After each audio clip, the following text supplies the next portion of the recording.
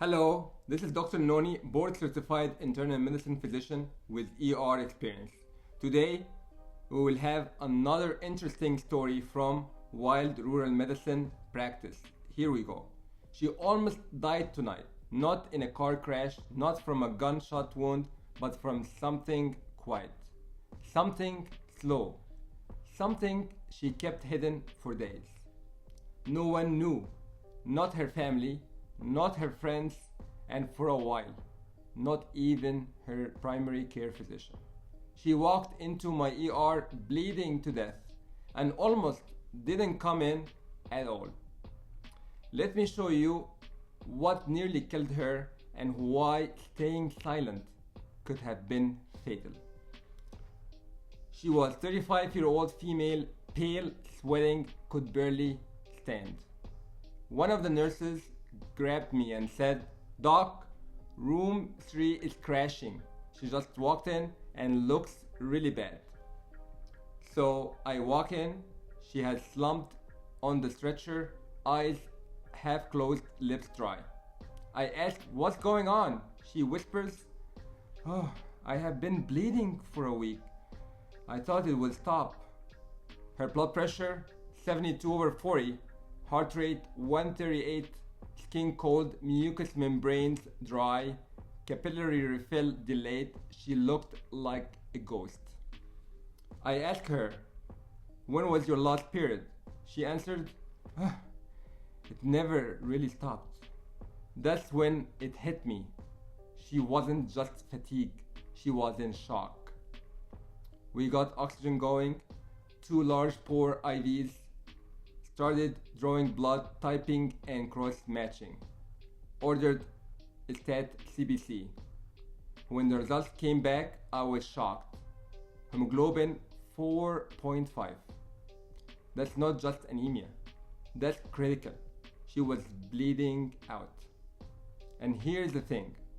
She didn't want to come in the first place. So she said she tried to push through it. Didn't have insurance, didn't want to waste anyone's time. She thought she was being dramatic. But her body was shutting down. Let's pause for a second here. What happens when hemoglobin drops this low? Well, hemoglobin, as you know, is the protein in red blood cells that carries oxygen. When it drops below 7, especially as low as 4.5, your organs don't get the oxygen they need. The heart races to compensate, the brain slows, blood pressure crashes, and eventually organs shut down one after the other. So back to this patient, she was in hypovolemic shock. She had lost so much blood, her heart couldn't pump enough to keep her alive. What is the source? The source was uncontrolled uterine bleeding. So this patient had endometriosis, a condition where endometrial tissue grows outside the uterus. It's painful, it's inflammatory, and when untreated, it can cause chronic heavy bleeding. Too often, women with endometriosis are dismissed, told to tough it out, or it is just heavy period. But it's not just anything, it can be deadly. So here's what we did. Normal saline IV fluids, norepinephrine to support blood pressure, TXA, tranexamic acid to reduce bleeding, high dose progesterone to calm the uterine lining, and most importantly, 2 units of packed red blood cells. In rural ERs like mine, there is no OB down the hole. You act fast, use what you have got, and stabilize for transfer. So we gave her the first unit of blood. I watched color return to her face. Her lips weren't as pale. Her eyes opened wider. She could finally finish a sentence. Blood pressure crept up from 72/40 to 88/52. We called the nearest hospital with OB coverage. about 120 miles away. They accepted the transfer, but she had to be stable first. Second unit of blood went in, her heart rate stayed high, but her skin warmed. The bleeding slowed with TXA and progesterone on board. But she looked at me and said, "Am I going to die?" I said, "Not today. You made it just in time." So what we can learn from this case was a wake-up call for her and for all of us.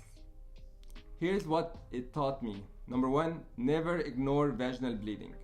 If it lasts more than 7 days or you're soaking through pads every 1 to 2 hours, that's a red flag. You need help.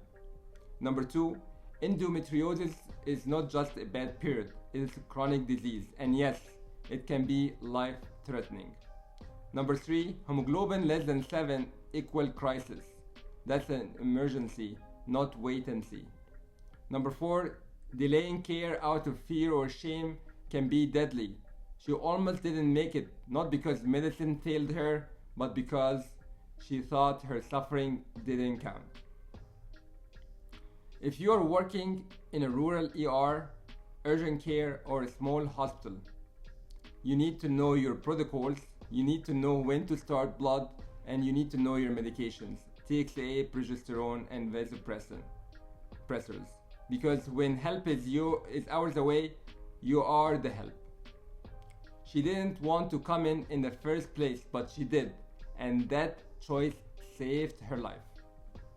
There are so many women out there living in silence, living in pain, bleeding in secret, because they have been told it's normal.